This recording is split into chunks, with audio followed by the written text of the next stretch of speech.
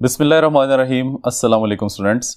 आई am Mohammad Fawad Malik और आज हमने जो आर्टिकल डिस्कस करना है उसका नाम है factors affecting the speed of sound in gas.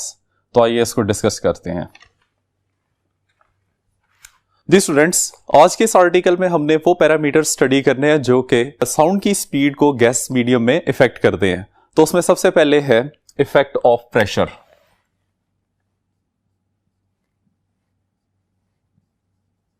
Effect of pressure. Students, इसके लिए हम एक एक्सपेरिमेंट करेंगे। हमारे पास फर्ज कर लें कि एक कंटेनर है जिसमें हमने एक गैस को कंटेन किया हुआ है और इसके ऊपर एक मूवेबल पिस्टन लगा हुआ है। इनिशियली इस सिचुएशन में इस कंटेनर का वॉल्यूम कैपिटल वी है, इसके ऊपर जो प्रेशर एक्ट कर रहा है उसकी वैल्यू P है। कॉरेस्पॉन्डिंग जो इस मीडियम की डेंसिटी है दैट इज रिप्रेजेंटेड बाय रो। अब चूंकि हमने इफेक्ट ऑफ प्रेशर स्टडी करना है, इस वजह से यहां पे हम प्रेशर की वैल्यू को चेंज करके देखेंगे। ये हमारे पास बन जाएगी इनिशियल स्टेट, और अगर हम इसमें प्रेशर की वैल्यू को ट्वाइस कर देते हैं, प्रेशर डबल करने की वजह से मूवेबल पिस्टन डाउनवर्ड मूव करेगा और वो किसी नई पोजीशन पे आ जाएगा। यहां पे हम लिख सकते हैं P prime is equal to 2 times of initial pressure. अगर आप प्रेशर की वैल्यू 2 टाइम्स करते हैं तो वॉल्यूम की वैल्यू इनिशियल वॉल्यूम के हाफ आ जाएगी। V prime is equal to V divided by 2 और कॉरेस्पॉन्डिंग मीडियम की न्यू डेंसिटी बनेगी जिसको हम रो प्राइम से रिप्रेजेंट कर लेते हैं, और ये हमारे पास बन जाएगी सिस्टम की फाइनल स्टेट। ठीक है। अब स्टूडेंट्स, यहां पे एक अननोन पैरामीटर जनरेट हो रहा है कि जब आपने प्रेशर को 2 टाइम्स किया, वॉल्यूम हाफ हो गया, तो डेंसिटी के ऊपर क्या फर्क पड़ा था। तो हमने यहां पे पहले डेंसिटी की वैल्यू फाइंड करनी है। कहता है कि as density is equal to mass per unit volume। अब जब आपने डेंसिटी की वैल्यू फाइंड करनी है तो हम इसको लिखेंगे rho prime is equal to m divided by v prime. अब m के साथ हमने प्राइम इसलिए यूज नहीं किया क्योंकि जितनी गैस आपने पहले कंटेनर में रखी हुई थी उतनी ही गैस बाद में भी कंटेनर में है, लेकिन उसका वॉल्यूम वेरी किया। वॉल्यूम वेरिएशन की वजह से यहां वॉल्यूम के ऊपर प्राइम आ जाएगा और डेंसिटी के ऊपर प्राइम रहेगा, जबकि मीडियम सेम होने की वजह से उसके मैस के ऊपर हम प्राइम की वैल्यू यूज नहीं करेंगे। अब यहां पे हमने चूंकि रो प्राइम की वैल्यू फाइंड करनी है, rho prime that is equal to mass as it is आ जाएगा, जबकि वॉल्यूम की वैल्यू इनिशियल वॉल्यूम का हाफ थी। ये वैल्यू हमने यहां पे प्लेस कर दी। अब इसको हम सिंप्लीफाई करते हैं तो ये रिजल्ट बन जाएगा rho prime that is equal to 2m divided by v। अब स्टूडेंट्स, हमें पता है कि m ओवर v तो रो की वैल्यू है। अब ये वाली वैल्यू जब आप इस रिलेशन में पुट करेंगे तो हम इसको लिख सकते हैं इस तरीके से, rho prime that is equal to 2 times of rho. इसका क्या मतलब हो गया? इसका मतलब यह हो गया कि जब आप प्रेशर की वैल्यू को 2 टाइम्स करेंगे तो कॉरेस्पॉन्डिंग मीडियम की डेंसिटी भी ट्वाइस हो जाती है। ठीक है, तो यहां पे हम इसको लिख लेते हैं, विच शोज दैट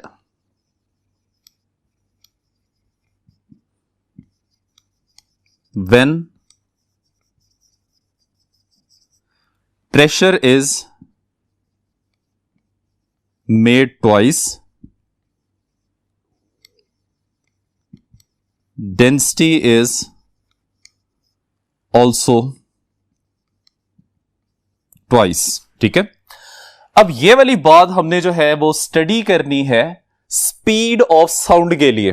तो स्टूडेंट्स, हमें ये बात पता है कि V is equal to gamma P divided by rho. ये रिलेशन हम पहले डिराइव कर चुके हैं। इसको हम नाम दे देते हैं इक्वेशन नंबर 1 का। हमने न्यू वेलोसिटी जिसको हम v प्राइम से रिप्रेजेंट करें वो फाइंड करनी है जब आप प्रेशर की वैल्यू को चेंज करते हैं। अब प्रेशर की वैल्यू चेंज होगी तो कॉरेस्पॉन्डिंग डेंसिटी की वैल्यू भी चेंज होगी, जबकि गैमा फॉर पर्टिकुलर गैस इसकी वैल्यू क्या रहती है, कांस्टेंट रहती है। अब हमने प्रेशर के बारे में क्या कहा, कहता है कि प्रेशर की वैल्यू इनिशियल प्रेशर से ट्वाइस कर दी, डेफिनेटली डेंसिटी की वैल्यू भी इनिशियल डेंसिटी से क्या हो जाएगी, ट्वाइस हो जाएगी। ये हम अभी प्रूव करके हैं।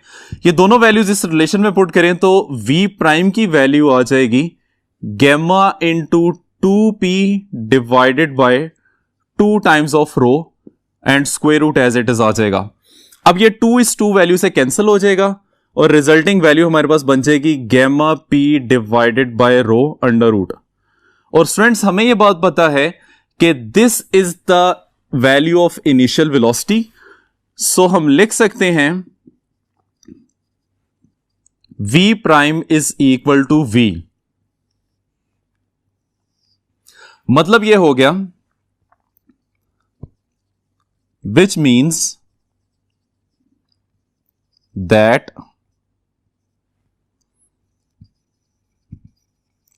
Variation in pressure does not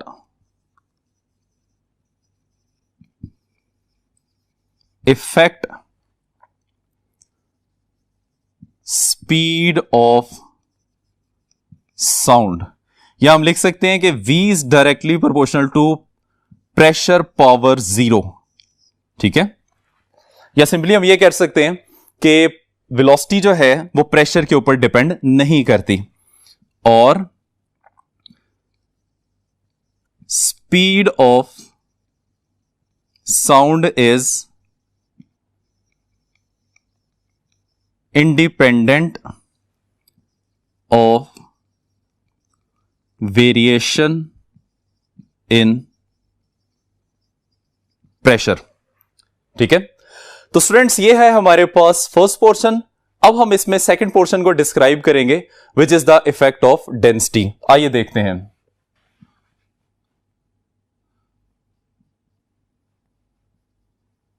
effect of density. Students यहां पे हम डेंसिटी के इफेक्ट्स को स्टडी करने के लिए प्रेशर और टेम्परेचर की वैल्यूज को कांस्टेंट रखेंगे, क्योंकि अगर हम प्रेशर की वैल्यू को कांस्टेंट नहीं रखते तो अभी हम देख के आए हैं कि प्रेशर और डेंसिटी का आपस में डायरेक्ट रिलेशन होता है, तो यहां से भी डेंसिटी जो है वो प्रेशर के साथ डायरेक्टली रिलेट होने की वजह से इंडिपेंडेंट हो जाएगी। तो इसके लिए ये कंडीशन आपने याद रखनी है कि इस प्रोसेस को स्टडी करने के लिए हमने सिस्टम का टेम्परेचर और प्रेशर दोनों को कांस्टेंट रखना है। अब जब आप टेम्परेचर और प्रेशर को कांस्टेंट कर देते हैं तो वेलोसिटी का फॉर्मूला क्या होता है, v is equal to gamma p divided by rho under root. Gamma की वैल्यू हमें पता है for the given gas it always remains constant, और प्रेशर को जब हमने कांस्टेंट कर दिया तो इसका मतलब ये हो गया कि रिलेशन में मौजूद ये ऊपर वाली दोनों वैल्यूज जो हैं ये हो जाएंगी कांस्टेंट, और हम इसको लिख सकते हैं constant divided by rho under root. और स्टूडेंट्स हमें यह बात भी पता है कि अगर हम रिलेशन में से कांस्टेंट को रिमूव करें तो इक्वालिटी प्रोपोर्शनैलिटी में कन्वर्ट हो जाती है, और यहां से हमारे पास ये रिलेशन बन जाएगा कि speed is directly proportional to 1 over square root of the density of the medium. ठीक है, इसको हम वर्ड्स में डिस्क्राइब कर लेते हैं, which shows that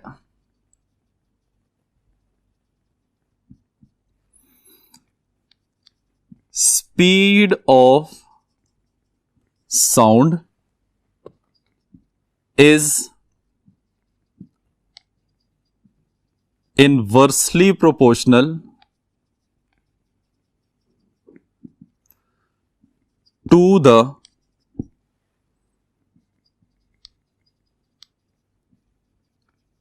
square root of density of medium कह लें या फिर गैस कह लें। ठीक है, अब स्टूडेंट्स इसके बाद उसने एक एग्जांपल दी हुई है जो कि सेपरेट शॉर्ट क्वेश्चन में आ जाती है। उसका क्वेश्चन इस तरह से बनता है कि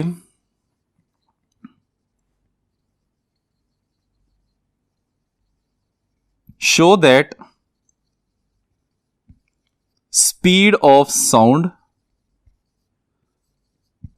in hydrogen is 4 times to the speed of sound in oxygen. ठीक है, ये बात हमने प्रूव करनी है और इसके लिए आपने जो बात याद रखनी है वो ये है कि density of oxygen is equal to 16 times of density of hydrogen. ठीक है, यह बात आप याद रखेंगे। इसको अब आपने यूज करना है। किस तरह से यूज करना है? कहता है कि since V1 divided by V2 is equal to under root of ρ2 divided by ρ1। ये हमारे पास रिलेशन है। अकॉर्डिंग टू दिस रिलेशन कि वेलोसिटी का स्क्वायर रूट ऑफ डेंसिटी से इनवर्स रिलेशन है। तो यहां पे 1/2 आ रहा है, तो यहां पे क्या बन जाएगा 2 डिवाइड बाय 1 और स्क्वायर रूट की वैल्यू एज इट इज आ जाएगी। ठीक है, अब हम इस रिलेशन को अपने क्वेश्चन के मुताबिक लिखेंगे जिसमें हमने एक वेलोसिटी को ऑक्सीजन मीडियम को के लिहाज से और दूसरी वेलोसिटी को हाइड्रोजन मीडियम के लिहाज से डिस्क्राइब करना है।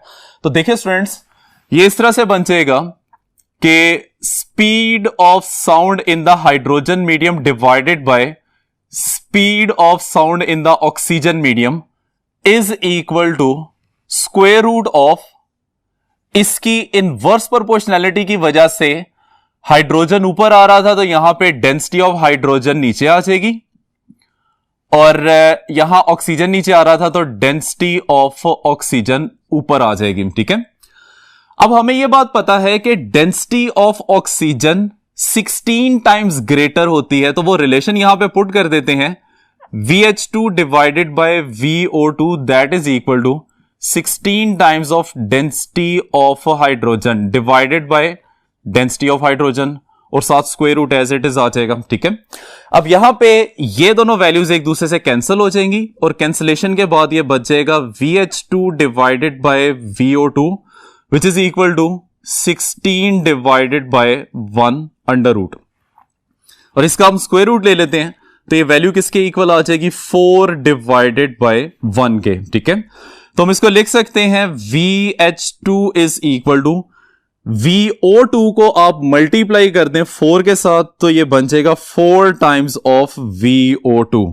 तो ये बात हमने प्रूव करनी थी कि velocity of sound in hydrogen medium is equal to 4 times of the velocity of sound in the oxygen medium. ठीक है, अब स्टूडेंट्स इस रिलेशन को यूज करते हुए हम ये वाला रिलेशन जो है ना वो भी हासिल कर सकते हैं, जिस तरीके से डेंसिटी को यूज करते हुए हमने स्पीड कैलकुलेट कर ली है। ठीक है, तो ये एक सेपरेट शॉर्ट क्वेश्चन में भी आ जाता है। अब स्टूडेंट्स इससे नेक्स्ट पोर्शन हमने डिस्क्राइब करना है, आइए देखते हैं।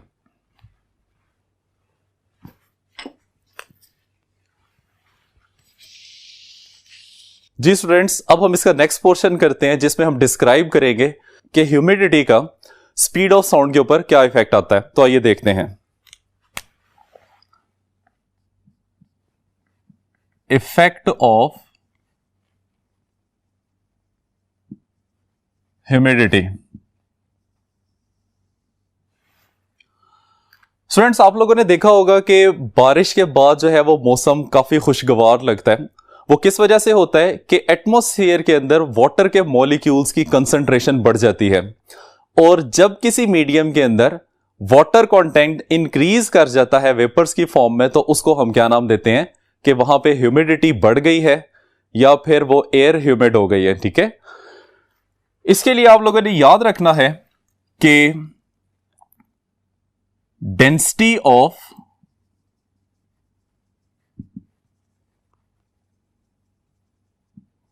Humid air is less then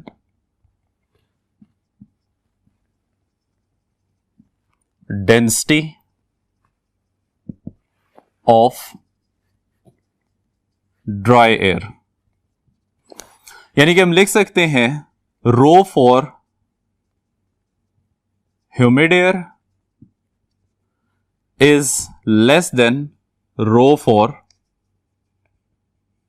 dry air.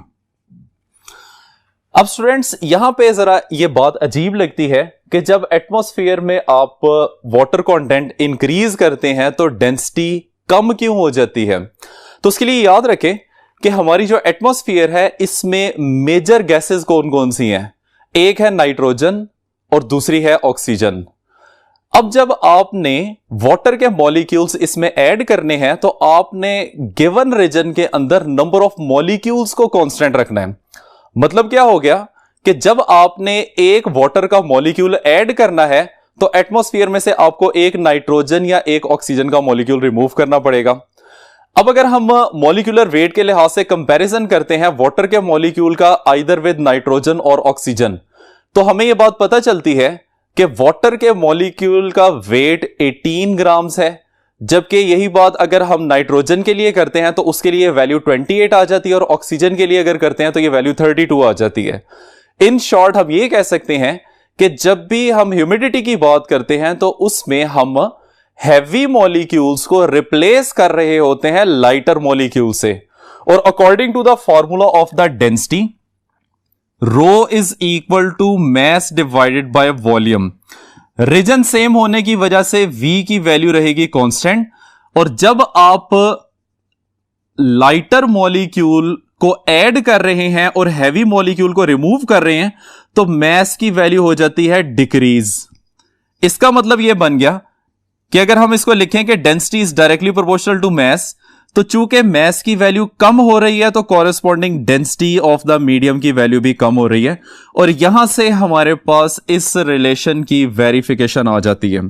ठीक है, तो बात आपने क्या ज़हन में रखनी है कि गिवन रीजन में हमने नंबर ऑफ मॉलिक्यूल्स को कांस्टेंट रखना है।